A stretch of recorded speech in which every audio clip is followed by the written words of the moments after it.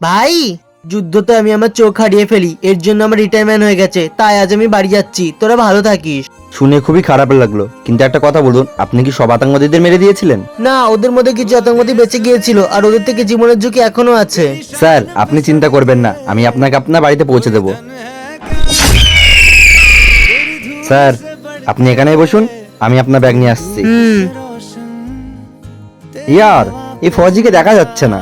হ্যাঁ, তুই ঠিক বলেছিস।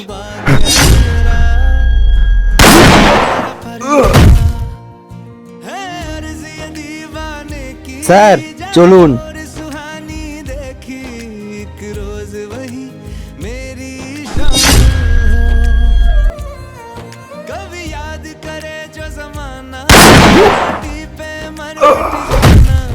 বন্ধুরা, তোমাদের যদি এই ভিডিওটি ভালো লাগে তাহলে চ্যানেলটিকে সাবস্ক্রাইব অবশ্যই করবেন।